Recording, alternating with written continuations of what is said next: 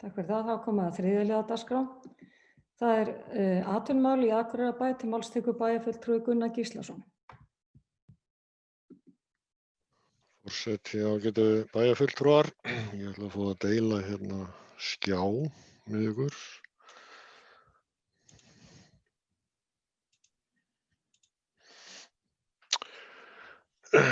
Það er ekki ofsögum sagt að öflugt atvinnulíf er undirstaða öflugs samfélags. Þar sem atvinnulíf hefur oft látið undan, þar hefur samfélagið einnig látið undan og fækkun íbúa í kjölfarið og jafnvel svo að þéttbýlisstaðir sem áður fyrir stóðu styrkum fótum hafa lagst algjörlega í eyði, eða svo gott sem. Það hlýtur því að vera eitt af hlutverkum sveitarstjórnarfólks í hverju samfélagi fylgjast vel með þróun atvinnulífsins á hverjum tíma og bregðast við þeim leiðum sem þeim eru færar til að styrkja og efla það. Það er hins vegar ekki alltaf einfalt verkefni eins og ég oft rekist á. Það er hvergi að finna á einu stað gott yfirlit yfir þróun eða stöðu atvinnulífs á hverjum stað eða svæði fyrir sig. Það má þó finna ýmsar upplýsingar á mismunandi stöðum en þær eru ekki alltaf sambærilegar eða byggðar upp á sama grunni. Þetta er mjög bagalegt og í raun ætti sveitarfélagi eins og Akureyrarbær að koma sér upp öflugu mælaborði þar sem hægt er að fylgjast vel með stöðu og þróun atvinnulífs. Einn mælikvarði á stöðu atvinnulífsins er íbúa þróun, því að það virðist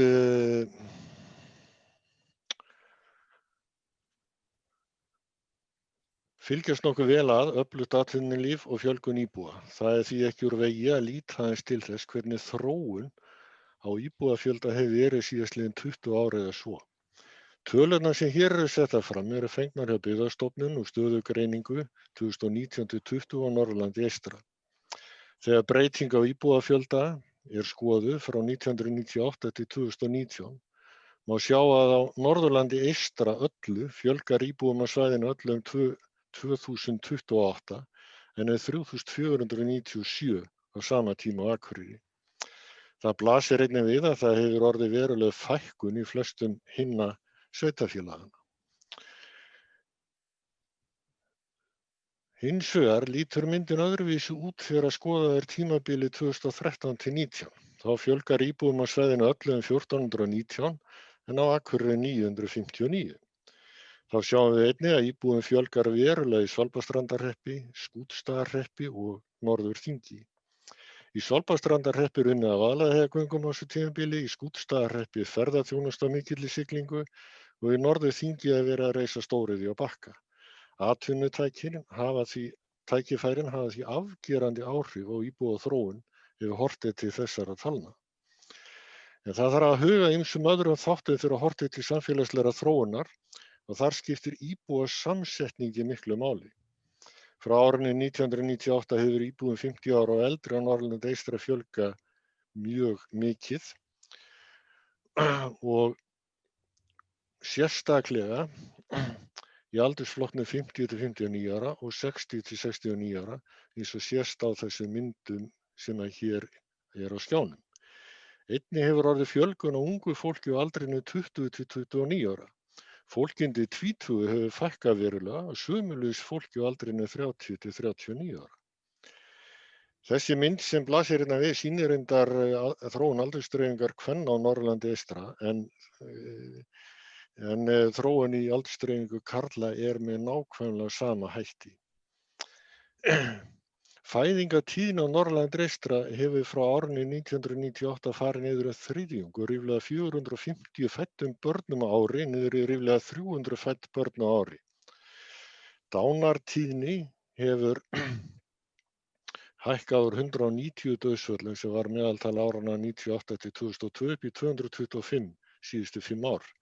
Þetta leiðir til að mjög hefur dregið úr náttúrulegri fjölgun á svæðinu.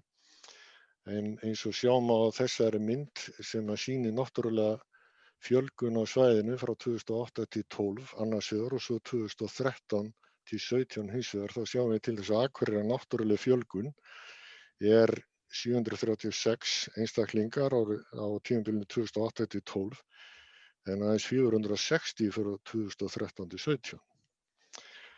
Þessi þróun mun leiða til fjölgunar starfa í þjónustu við aldraða þar sem þeim fjölgar mikið á næstu árum og sumra áliti svo mjög mörg störf að þeim verður varla mætt nema með aukinni tæknivæðingu.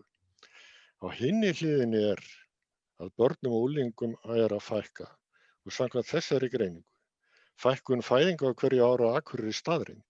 Að nokkrum árum liðnum mun þessi þróun sennilega leiða til þess að störfum í skólum mun fækka og það mun hafa áhrif á öll skólastig á endanum ef ekki verður breyting á.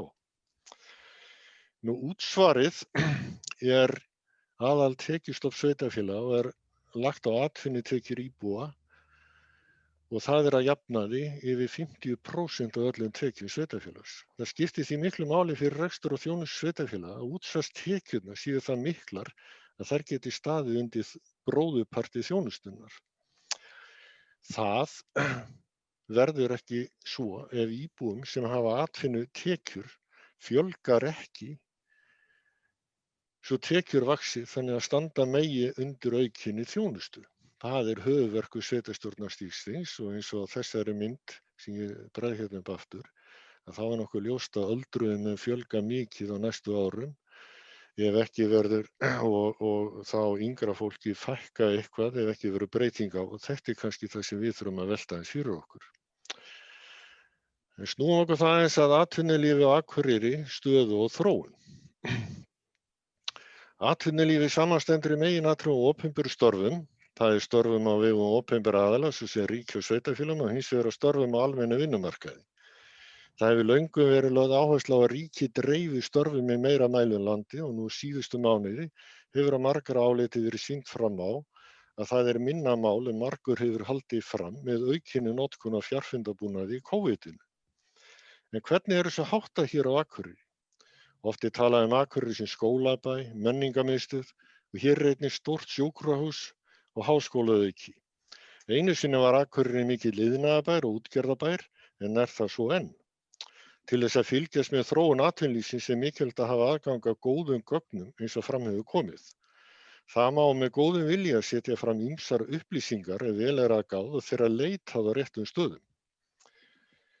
Þegar skoðuð skýrsla staðsetningu starfa á vegum ríkisins sem Byggðastofnun gaf út nú nýverið gögn úr ársreikningum Akureyrarbæjar og frá Vinnumálastofnun má gera sér nokkra grein fyrir þróun á vinnuafli, fjölda opinberra starfa og starfa á almennu vinnumarkaði.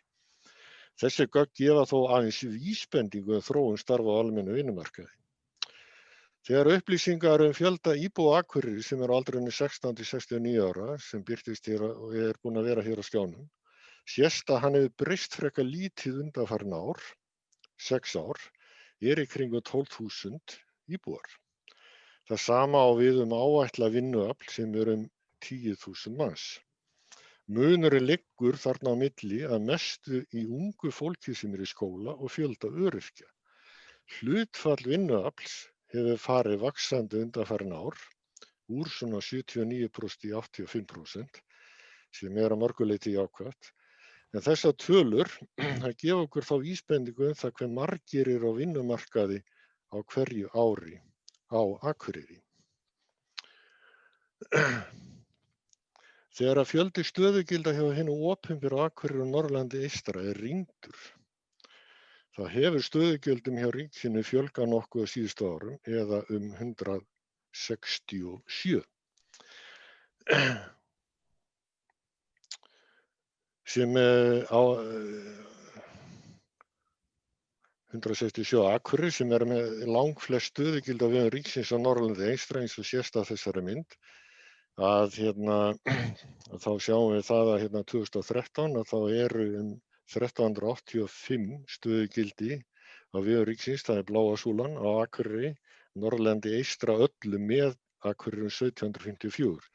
Þessar tölur komnar í 1552 stöðugildi árið 2019 á Akureyri og 1967 á Akureyri.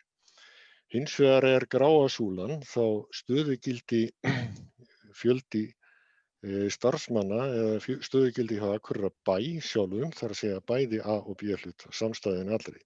Og þar hefur fjölgunin verið úr 1556 í 1599.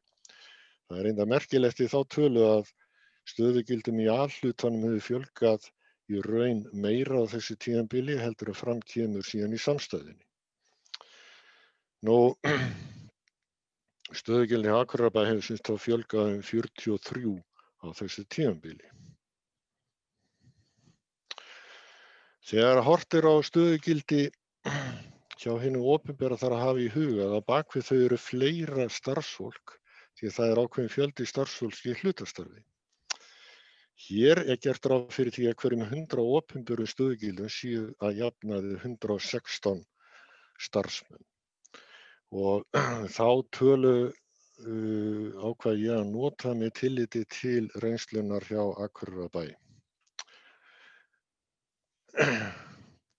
Ef reynt er að skilgreina þannig fjölda starfsfólki í opinberum störfum í Akureyrarbæ eru nú 3.655 opinberir starfsmenn á móti 6.750 starfsmennum á almennu vinnumarkaði eða 35% er í opinberum störfum og hefur það hlutfall breyst lítið undanfarin ár eins og sést á þessari mynd. Var 37% árið 2013 en er 35% núna á árinu 2019. Hlutfall ríkisstarfa á Akureyri í heildinni hefur einnig breyst lítið undanfarin ár og er 6,2% á móti 63 í Reykjavík. Eins og sést á þessari mynd að þá virðist sem að þetta hlutfall breytist mjög lítið á þessum árabili þó að störfum hafi fjölgað nokkuð.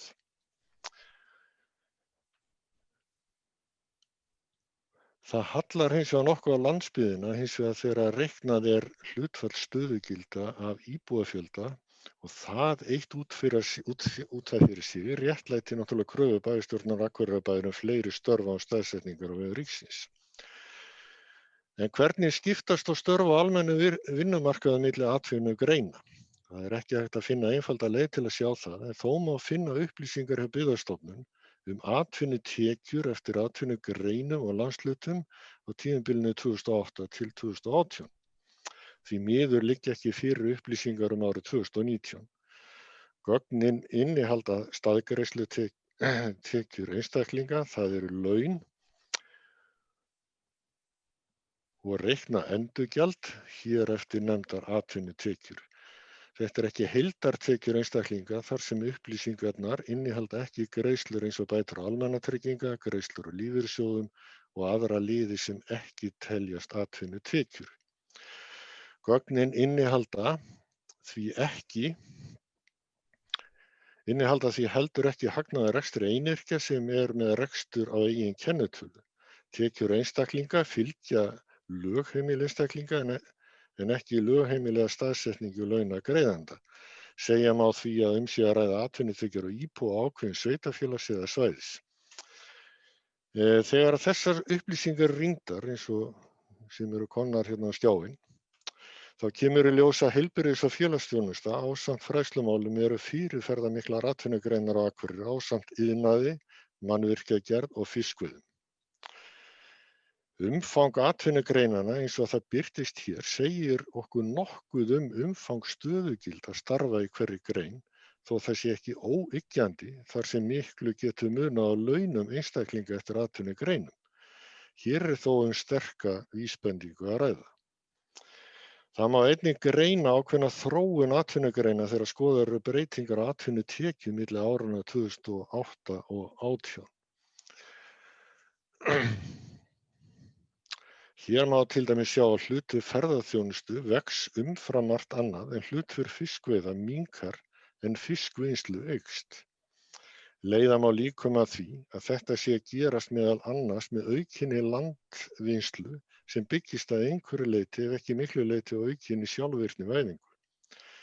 Þetta má einnig sjá að þessari mynd sem er að finna í gögnum Byggðastofnunar. En hér má sjá að fiskur sem er landað unnið hefur snar minnkað á Norðurlandi eystra á undanförnum árum en það sem er verkað innanlands og kemur þá á land hefur aukist verulega af því sem landað er á annað borð. En hvert leiða þá þessar pælingar? Það má ljóst vera að atvinnulíf á Akureyri er fjölbreytt og byggir á stoðum opinbera þjónustu og framleiðslu ýmiss konar. Þá er vegur verslunar og ferðaþjónustu að vaxa, eða var það þar til á þessu ári. Nú er að skapast fjölmörg tækifæri til að efla atvinnulíf á Akureyri og nágrenni. Hólasandslína 3 fyrir að koma í gagnið og það mun auka raforkuöryggi í Eyjafirði mikið, þó það verði ekki orðið fullnægjandi fyrr en Blöndulína kemst í gagnið líka. Það gefur tækifæri fyrir fyrirtæki í ýmsum stærðum og gerðum að stækka við sig eða fyrir nýja að koma inn. Stækkun flugstöðvarinnar og flugslaðs er komin af stað og mun það styrkja stöðu ferðaþjónustunnar á svæðinu, þar sem ætla má að úrverði fjölgun ferðamanna með beinu flugi til Akureyrar þegar ferðaþjónustan kemst aftur á skrið. Þá má ætla að nýja álma fyrir legudeild við SAK muni styrkja starf sjúkrahússins og efla með fjölgun ýmiss konar sérfræði starfa. Þá er mikil vinna í gangi á SAK við að fá vottun sem getur aflað stofnunum margs konar nýrra verkefna. Háskólinn á Akureyri er einnig og getur verið enn meiri uppspretta nýrra hugmynda og tækifæri til eflingar atvinnulífs og er skemmst að minnast hugmynda líftæknifyrirtæki sem getur skapað 80 sérhæfð störf eftir því sem kom fram í fréttum. Þessi upptalning er í raun dropi í hafið því er þess fullviss að víða eru stjórnendur og starfsmenn fyrirtækja að pæla út breytingar og þróun í rekstri sem getur leitt til fjölgunar starfa í bænum. Samherji hefur undan gengnum árum verið stór aðili í þróun atvinnulífs hér í bæ og má ætla að svo verði áfram. Tækifærin virðast mörg og á þessu svæði eins og Jón Þorvaldur Heiðarsson benti á þegar hann kynnti uppfærða greiningu á eyfirska efnahagssvæðinu á haustfundi Atvinnuþróunarfélags Eyjafjarðar í september á síðastliðnu ári. Niðurstöður hans voru þær. Á nánast öllum mælikvörðum væri ástand gott í Eyjafirði og þróun hafi jafnframt verið góð á næstum öllum sviðum. Lítill munur væri á milli landsvæða og það væri jákvæð þróun í ferðaþjónustu en mikið verk óunnið. Ástand fyrirtækja taldi að vera gott þó erfitt að vera að túlka fyrirliggjandi gögn en eins og sást á myndinni hér að framan þá er eigið fé fyrirtæki talið vera í kringum 400 milljarðar í Eyjafirði í heild árið 2017 á verðlagi ársins 2018. Skuldir hafa lækkað nokkuð en eignir aukist mikið að verðmæti. Jón Þorvaldur telur því að fjárfestingar geta fyrirtækja á svæðinu sé mikil en þau virðast að sama skapi vera frekar passív að hans mati. Þess ber þó að geta að Samherji hefur fjárfest fyrir mikla fjármuni í skipum og í fiskvinnslu á Akureyri og Dalvík. Ef fyrirtækin hafa mikla getu til fjárfestingu á svæðinu má spyrja, af hverju þau eru ekki að fjárfesta í meira mæli og skapa þannig fleiri störf. Því verður ekki svarað hér frekar en í erindi Jóns Þorvaldar en kannski væri ráð að kanna það betur svo bæta megi úr því sem þarf að bæta úr til að fyrirtækin fara af stað ef það er í valdi okkar hér á svæðinu.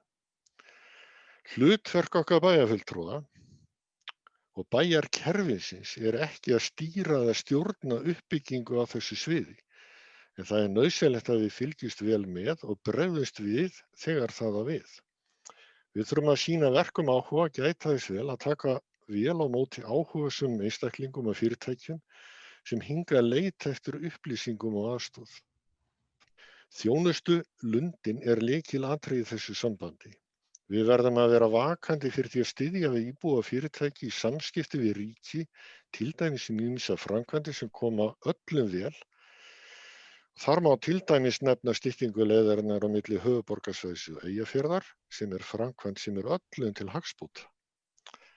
Þá verðum við að sjá til þess að grunnþjónustan sé ávallt til fyrirmyndar og það fari þannig orð að henni að fólk vilji og sækist eftir því að búa í þessum fallega bæ.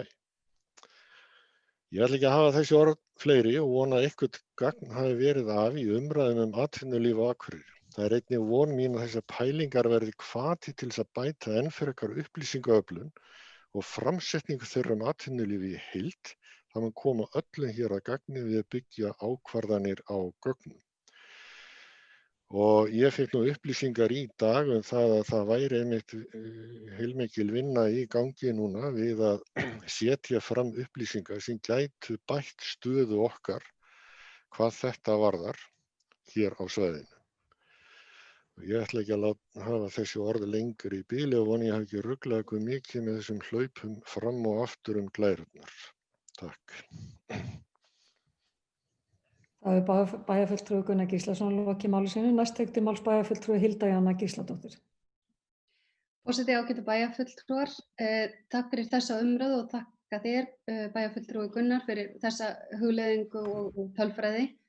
Langar að halda í rauninni kannski svolítið áfram þaðan sem að þú slepptir eða það sem er svona hugleiðingar allan að minn megin. Atvinnulífið á Akureyri hefur eins og við vitum farið í gegnum stórfellda breytingar síðustu áratugina og við verðum að muna að það heldur áfram að gera það í framtíðinni. Tækniframfarir hafa og munu hafa veruleg áhrif á atvinnulíf heimsins næstu áratugina og það ekki síst hröð innleiðing gervigreindar. Fjórða iðnbyltingin breytir stórum hluta atvinnulífsins eins og við þekkjum það í dag. Í þeim breytingum munu væntanlega áherslur á mennskuna, sköpun, menningu og listir aukast. Áskoranir tengdar hamfarahlýnun eru einnig aðkallandi en bæði hið opinbera og atvinnulífið þarf að mæta eðlilegum kröfum félagslega og umhverfislega sjálfbærni, græna framtíð og jöfnuð í samfélagi sem skilur engan eftir. Stærsti aðsteðjandi vandi samfélagsins og atvinnulífsins er auðvitað kórónuveirufaraldurinn sem nú herjar á heimsbyggðina. Við erum stödd í auga stormsins í ákaflega djúpri atvinnukreppu. Flest hagkerfi heims upplifa mikinn samdrátt og Ísland þar engin undantekning. Af öllum Norðurlöndunum er talið að þessi kórónuveirukreppa komi hvað harðast niður á Íslandi, enda hefur ferðaþjónustan orðið ein af grunnstoðum atvinnulífs á Íslandi á tiltölulega skömmum tíma. Og þar sjáum við nú svo gott sem algjört hrun. Þetta á sjálfsögðu ferðaþjónustuna hér á Akureyri líkt og annars staðar, en þó er mikill styrkur fólginn í þeirri sterku stöðu sem bærinn hefur á innanlandsmarkaði.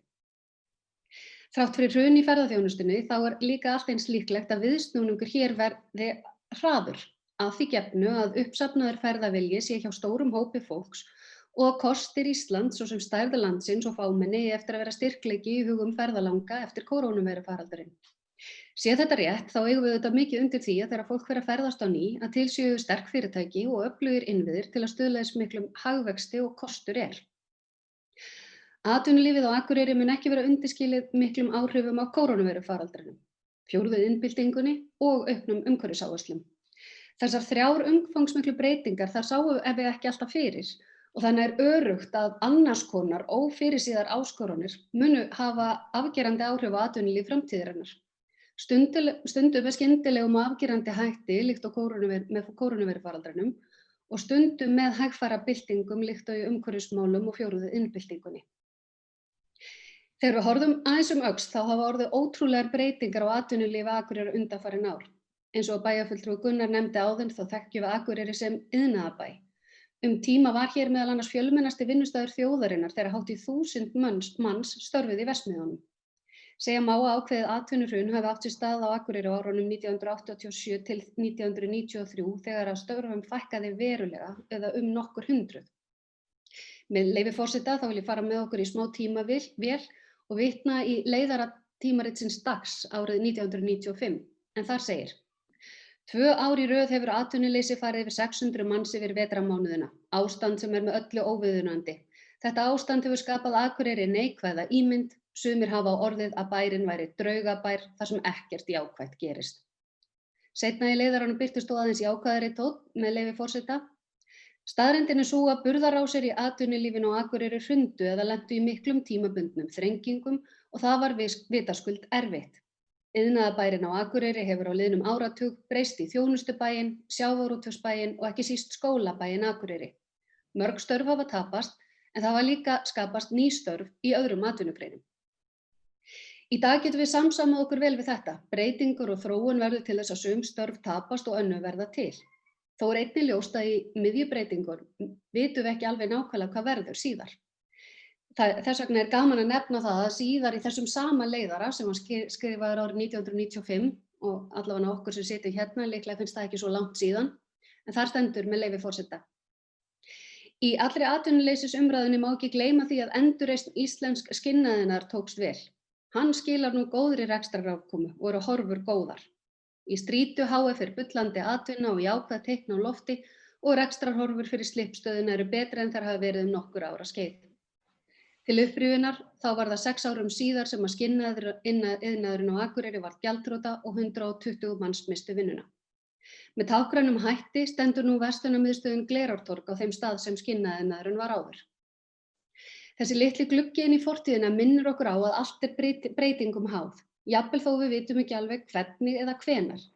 Fyrst og fremst verðum við, samfélagið og atvinnulífið, að vera sífellt reiðubúin að aðlaga okkur að nýjum og breyttum veruleika.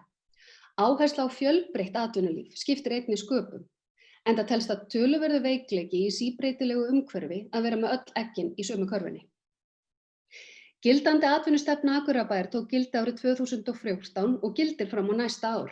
Þegar við rýnum í stefnuna núna þá má þar finna ýmislegt sem hefur reynst verðmætt og tekist vel til. Á sama tíma og aðrir þættir stefnunnar úreltust hratt, var ekki fylgt markvisst eftir eða ábyrgðin of óskýr. Þetta marks þá viðhorf og þróun sem hefur breyst hratt eru að í þessari stefnu voru áherslur hafðar í huga fyrir 7 árum sem voru mikla væntingar olíuvinnslu á Drekasvæðinu og þjónusta við Grænland, eitthvað sem við varla heyrum mikið rætt í dag. Í stefnunni voru tilgreind bæði markmið og aðgerðir. Ágætlega virðist hafa gengið að fylgja eftir þeim aðgerðum þar sem eftirfylgnin var sannarlega í höndum Akureyrarbæjar. Á meðan minna hefur þokast áfram í aðgerðum þar sem eftirfylgnin átti að vera í höndum annarra eða í samstarfi við aðra. Enda má rökræða það hvaða heimildir sveitarfélag hefur til þess að gera stefnu og fela síðan stofnun á vegum ríkisins eða jafnvel atvinnulífinu að fylgja aðgerðum og stefnu sveitarfélagsins eftir. Atvinnulífið á Akureyri, líkt og annar staðar, virðir ekki öllu leyti bæjarmörk og því skiptir uppbygging á stærra svæði og efling landshlutans miklu máli. Þá því að mínum mati mikið heillaskref sem stigið var með því að sameina krafta Atvinnuþróunarfélags Eyjafjarðar, Atvinnuþróunarfélags Þingeyinga og Eyþings í samtökin sem að kallast nú Samtök sveitarfélaga og atvinnuþróunar á Norðurlandi eystra, sem ég nefni SSNE og skammstöfunin. Hlutverk SSNE felst í því sem fram kemur í stofnsamþykktum félagsins, áherslum ársþinga og aukaþinga og sóknaráætlunum landshluta. Atvinnuráðgjafar SSNE leggja áherslu á að styðja við nýsköpun innan starfandi fyrirtækja, skapa frumkvöðlasamfélag, efla ráðgjöf og þjónustu SSNE til starfandi fyrirtækja sem og auka fjármagnin á svæðið í gegnum styrktarsjóði, svo eitthvað sé nefnt. Innan SSNE og landshlutasamtakanna á landsvísu einnig töluverð umræða tölfræði og gögn, líkt og bæjarfulltrúi Gunnar Gíslason kom svo vel inn á hérna áðan. Landshlutasamtökin öll núna í samvinnu við Byggðastofnun vinna að gerð mælaborðs, en grunnur þess var til hjá SAS eða landshlutasamtökunum á Suðurlandi. Í vor tók Byggðastofnun verkefni hins vegar að sér og vinnur nú að mælaborða á landsvísu. Sá grunnur byggir á vinnu SAS. Unnið með gögn frá Hagstofunni og úr könnunum líkt og íbúakönnun sem Vífill Karlsson gerði fyrir landshlutasamtökin svo dæmi séu tekin. Markmiðið að greina upplýsingar eftir landshlutum og sveitarfélögum eftir atvinnugreinum. Því miður enn ekki komin dagsetning á það hvenær þetta mælaborð lítur dagsins ljós, en það ætti að gagnast okkur meðal annars hér í bæjarstjórn Akureyrar þegar af því verður. Innan SSNE hefur verið lögð sérstök áhersla á verkefni tengd kórónuveirufaraldrinum sem nú steðjar að og eitt af því mikilvæga sem gert hefur verið að gera reglulega stöðumat atvinnulífs á Norðurlandi eystra og koma viðeigandi áherslum á framfæri til sveitarstjórna og ríkis, auk þess að bjóða fram stuðning og aðstoð við starfandi fyrirtæki.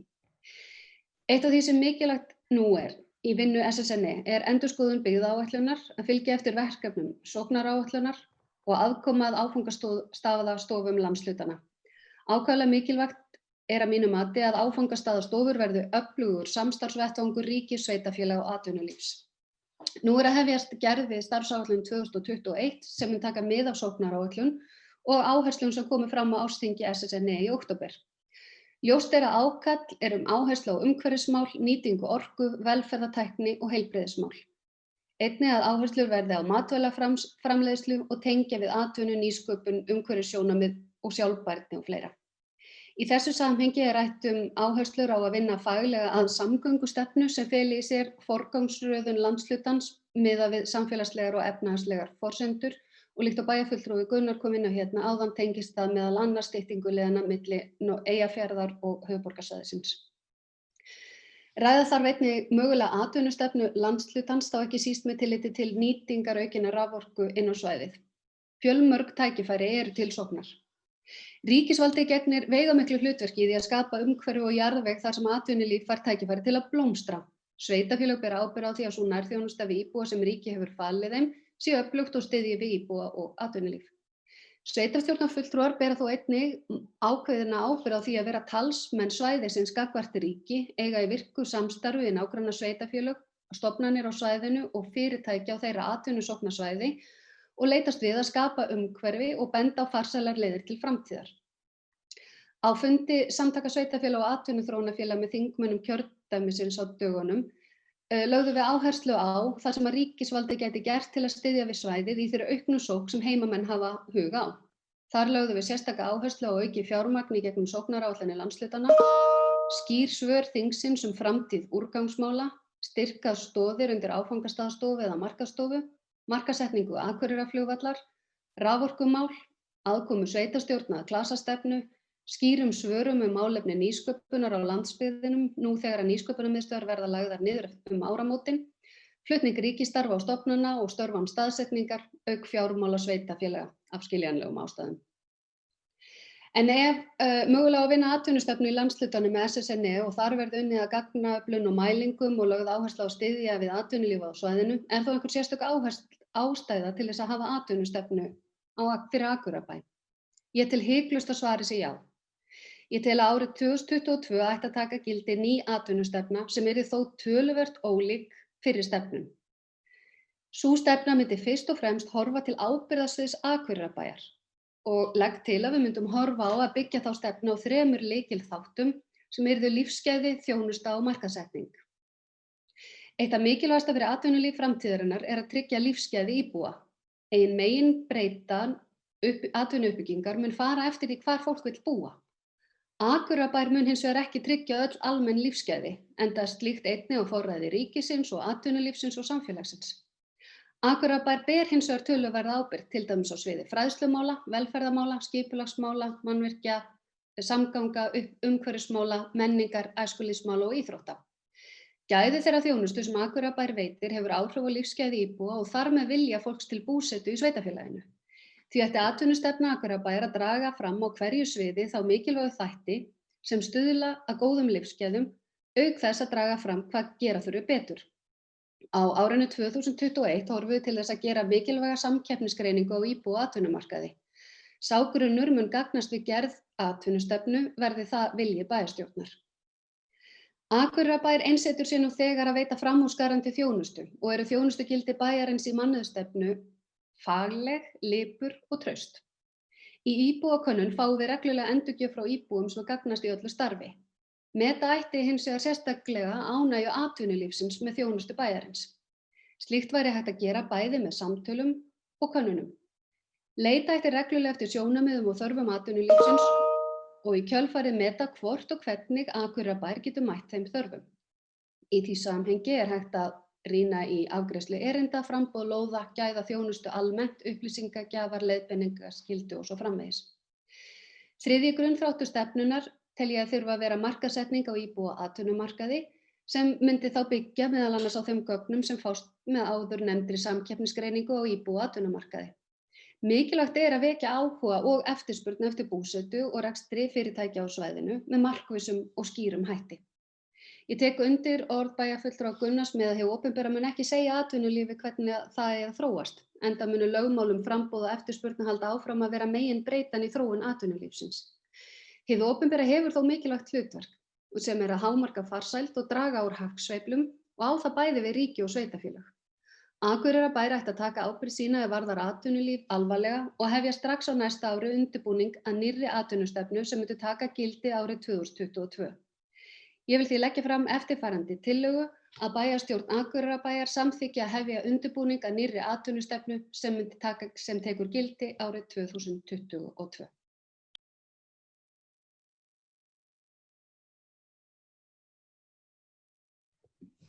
Það er bæjarfulltrúi Hilda Jana Gísladóttir lokið máli sínu og til máls tekur bæjarfulltrúi Andri Teitsson. Forseti, ágætu bæjarfulltrúar. Ég vil þakka fyrir ágæta yfirferð atvinnumál og búsetu á Akureyri sem bæjarfulltrúar Gunnar og Hilda Jana hafa rakið hér á undan. Við þekkjum það vel hér á Akureyri að tímarnir breytast. Við höfum gengið í gegnum blómaskeið í iðnaði og sjávarútvegi og núna stöndum við vel að vígi hvað varðar verslun og þjónustu, skólahald, matvælavinnslu, svo nokkuð sé nefnt. Ferðaþjónustan hefur vaxið hratt en verið ansi skrykkjótt. Núna erum við í miðri COVID-kreppu sem hefur næstum því þurrkað út ferðalög á milli landa. Þetta er ekki fyrsta niðursveiflan í ferðamennsku. Við munum eftir 11. september og gosi í Eyjafjallajökli, svo eitthvað sé nefnt. En svipað má segja aðra undirstöðuatvinnuvegi þjóðarinnar. Það verða líka sveiflur í sjávarútvegi og í áliðnaði, landbúnaði og svo framvegis. Lærdómurinn er líklega sá sem bæjarfulltrúi Hilda Jana nefndi að það borgar sig ekki að hafa öll eggin í sömu körfu. Hvaða greinar eiga svo að bera uppi vöxt til framtíðar? Hvar munu börnin okkar og barnabörn finna tækifæri til að láta ljós sitt skína og skapa sér atvinnu, landi og þjóð til heilla? Það blasir við að með fjölgun jarðarbúa þarf sífellt meiri mat til að metta allan fjöldan og þar er sannarlega tækifæri fyrir okkur Akureyringa og Eyfirðinga. Sjávarútvegur, landbúnaður, jafnvel fiskeldi, ef vel er að því staðið. Önnur hnattræn þróun er sú að með aukinni velsæld lifir fólk sífellt lengur og það hefur komið fram að á Íslandi. Eins og annars staðar eigum við vona á mikilli fjölgun fólks yfir 67 ára aldri á næstu árum og áratugum. Þessu fólki þarf að sinna með heilbrigðisþjónustu og umönnun, margvíslegri aðstoð en einnig með félagsstarfi og afþreyingu. Þarna eru tækifæri. En hvar kemur sveitarfélagið inn í þessa mynd? Jú, með að skapa þau skilyrði að fólk og fyrirtæki geti sest hér að og nýtt öll þessi tækifæri sem framtíðin boðar. Í fyrsta lagi þurfum við að hafa hér samfélag sem stuðlar að velsæld og hamingju með góða grunnskóla og leikskóla, öruggt umhverfi, öflugt íþrótta- og tómstundastarf og menningarlíf. Þetta höfum við í okkar valdi. Við erum hins vegar háð góðri samvinnu við ríkið og stofnanir þess uppbyggingu flugvallarins og sjúkrahússins og heilsugæslunnar og háskólans og framhaldsskólana og flutningakerfis fyrir raforku. En gleymum svo ekki höfninni. Akureyrarhöfn er ótvírætt ein af 3 bestu höfnum á landinu með tilliti til dýpis og hafnarkanta, skjóls fyrir vindi og öldu og þjónustu sem hér er í boði fyrir skip og áhafnir þeirra. Loks getur sveitarfélagið beitt sér fyrir ýmsum framfara verkefnum, svo sem styttingu vegarins á milli Akureyrar og Reykjavíkur, eins og hér var nefnt, sem er mikið hagsmunamál bæði fyrirtækja og einstaklinga. Einnig vil ég nefna að þótt Akureyrarbær sé nú þegar í fremstu röð á landinu hvað varðar sorpmál og endurnýtingu, til dæmis með metanframleiðslu, moltuvinnslu og lífdíselframleiðslu, þá eru á því sviði ýmis tækifæri til að gera ennþá betur, til að nýta meira og urða minna. En svo eru ákveðin grunnatriði sem við kannski breytum ekki svo glatt, en getum hins vegar nýtt okkur ef vel er á málum haldið. Ég nefni sem dæmi athyglisverða frétt frá sveitarfélaginu Ölfusi sem birtist fyrir í haust. Þar sést að þau sjá fram á talsverðan uppgang og það byggist á nokkrum mjög einföldum atriðum. Þar er góð höfn með stuttan siglingatíma til Evrópu. Þar er nóg framboð á lóðum með rafmagni og heitu vatni og köldu vatni. Og þar er höfuðborgin í seilingarfjarlægð. Þetta er einföld og árangursrík samkeppnisgreining. Þá hljótum við Akureyringar að spyrja okkur sjálf hverjar eru okkar sterku hliðar, okkar tromp á hendi. Og ef við getum ekki svarað því fyrir okkur sjálf á stuttan og hnitmiðaðan hátt, þá er heldur ekki við því að búast að við getum útskýrt það fyrir öðrum. Svo að ég styð þá hugmynd sem hér er komin fram og tillögu að Akureyrarbær vinni að því að móta nýja og markvissa atvinnustefnu. Takk fyrir. Það er bæjarfulltrúi Andri Teitsson lokið máli sínu. Næst tekur til máls bæjarfulltrúi Ingibjörg Ísaksen. Forseti, ágætu bæjarfulltrúar. Ég vil bara byrja á því að þakka bæjarfulltrúa Gunnari Gíslasyni fyrir yfirferðina hérna áðan. Því okkur hefur verið tíðrætt fjölgun íbúa og fjölda opinberra starfa hér á svæðinu og gefið þessi yfirferð ágætis sýn á hvernig málin standa og það augljóst að atvinnutækifæri hafa áhrif á íbúaþróun líkt og kom fram í máli bæjarfulltrúa Gunnars. En ef maður reynir að sjá eitthvað jákvætt við þennan heimsfaraldur sem að gengur hér yfir, þá má nefna að hann hefur dregið fram ýmsa veikleika í kerfinu sem nú hægt að bregðast við. En COVID hefur einnig flýtt framþróun á öðrum sviðum. Má þar nefna til dæmis notkun fjarfundabúnaðar og þannig höfum við dregið verulega úr akstri og flugi, nýtt tímann betur og svo ekki sé minnst á minni mengun. Við sjáum það betur í dag en nokkru sinni áður hve einfalt það er að starfa heima með hjálp tækninnar sem styður enn frekar við kröfu landsbyggðarinnar aukin störf án staðsetningar. Líkt og margoft hefur komið fram eldri borgurum að fjölga og þar liggja fjölmörg tækifæri í tengslum við þjónustu þeirra. Tekjur eldri borgara eru að vaxa og koma til með að vaxa enn frekar. Stærsti hluti eldri borgara eru við góða heilsu og því afar mikilvægt að líta á þessa þróun sem tækifæri, meðal annars í tengslum við þá þjónustu sem tengist eldri borgurum. Hér á Akureyri búum við svo vel að hafa sjúkrahús, heilsugæslu, öldrunarheimili, þar sem meðal annars er boðið upp á dagþjálfun, heimaþjónustu ásamt heimahjúkrun. Þarna liggja gríðarleg tækifæri ef að kerfin vinna saman, svo ég tali nú ekki slökkvilið.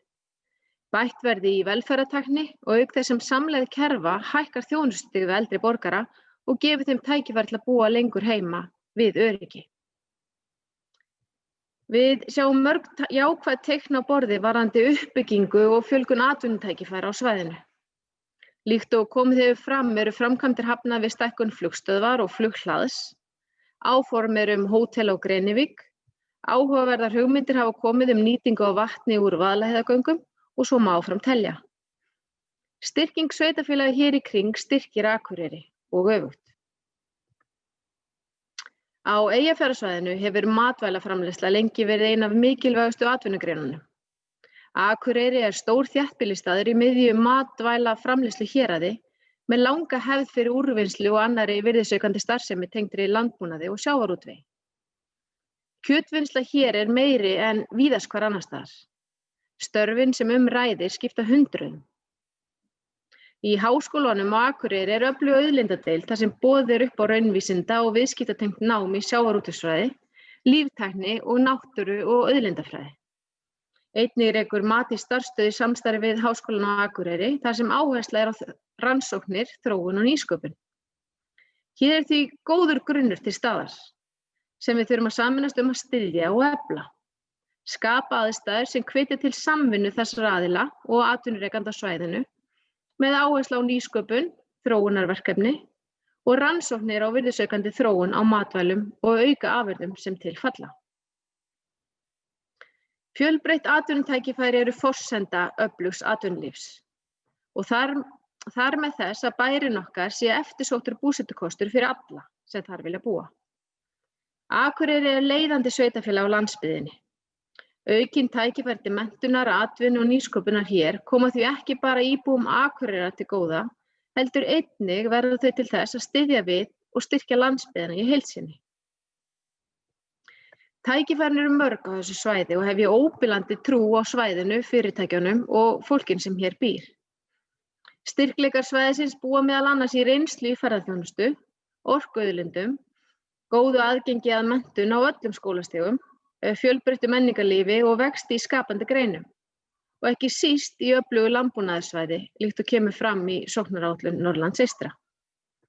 Það vissulega okkar sveitarstjórnarmanna að takast á við áskoranir framtíðarinnar, svo sem aukna sérhæfingu, breytta aldurssamsetningu, búferlaflutninga, tæknibreytingar, þróunar á sviði umhverfis- og loftslagsmála, lýðheilsumál og svo framvegis.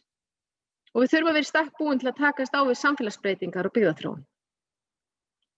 Sterk staða Akureyrar á landsvísu með fjölþættu atvinnulífi og öflugri þekkingarstarfsemi tækifæri sem landshlutinn á umfram ýmsa aðra.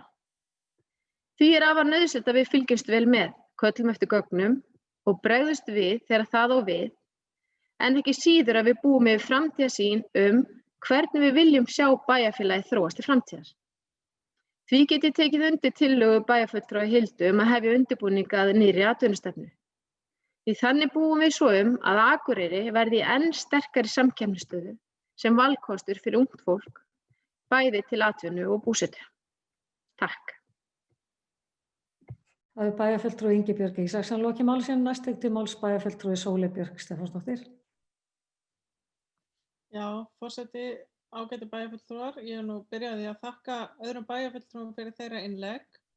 Þetta frábær tími til að ræða atvinnumálin. Núna þegar má segja hefur verið gert hlé á raunveruleikanum eins og við þekkjum hann og það tækifæri til að horfa yfir sviðið og horfa til framtíðar og setja nýjan kúrs eða skerpa kúrsinn ef við erum sátt við hann. Mér langar að segja að í mínum huga það fyrst og fremst okkar hlutverk að móta samfélagið Akureyri og mér finnst það hafa gengið ágætlega. Við höfum svolítið náð að sameina kosti bæjar- og borgarsamfélags og þá fáum við til okkar fólk sem vill búa í svoleiðis samfélagi. Af því að var nú talað, bæjarfulltrúi Gunnar talaði náttúrulega fjölgun, að við horfumst í augu við það að hún ólíklega til þess að verða það sem að býður okkur í framtíðinni til þess að fjölga íbúunum. Þannig við þurfum að horfa til þess hvers konar samfélag við ætlum að byggja upp í samhengi við það hvers konar fólk við viljum fá hingað. Og það fólk tekur sig að ýmist með sér störf eða jafnvel stofnar til starfa eða fyrirtækja sem að vilja síðan í kjölfarið vera með höfuðstöðvar í akkurat svona samfélagi. Og það eru fjölmörg tækifæri sem að við höfum, það er mjög margt gott sem að við höfum til að byggja á. Ég vil kannski sérstaklega nefna forystu í umhverfismálum sem að við höfum verið og haldið á undanfarin ár og lengur sem ég hef persónulega pínu áhyggjur af að við hugsanlega gætum mist niður ef við gætum ekki á okkur vegna þess að þar er gríðarlega eftirsótt fyrir mörg fyrirtæki að starfa í samfélagi sem í fararbroddi í umhverfismálum og þá ég að hugsa varðandi kolefnishlutleysi og endurvinnslu, hringrásarhagkerfi og slíkt. Og það að við höfum náð að búa hér til samfélag íbúa sem að hefur raunverulegan áhuga á þessum málum, það eitt af okkar stóru tækifærum. Mér finnst, svo ég nefni nú eitthvað sem að við höfum líka og fleira sem við höfum verið að gera gott, það að hvernig farið núna að kynna fyrir fólki það hvernig fólk sem hingað hefur flutt hefur tekið störfi sín með sér. Að það svo mikilvægt að við séum að sýna hvernig hægt að gera hlutina og hvað hefur verið gert og við þurfum að halda áfram að halda því uppi. Og þannig ég að mörguleyti mjög sátt við þá stefnu sem við erum á og mér finnst bara, og tek alveg undir það er bara mjög gott mála að skerpa hana og fara yfir hana og atvinnustefnan auðvitað eins og hefur verið satt rennur út á næsta ári, þannig að við bara endurhugsum hana. En mér langar bara að segja að lykilatriði í mínum huga eins og að hlutir hefur komið inn á. Það eru góð tengsl við íbúana, gott samtal við rekstraraðila, en svo líka vil ég bæta við gott öryggisnet þegar eitthvað bjátar á. Af því að þegar fólk að velja sér stað til þess að búa á, þá skiptir það gríðarlega miklu máli.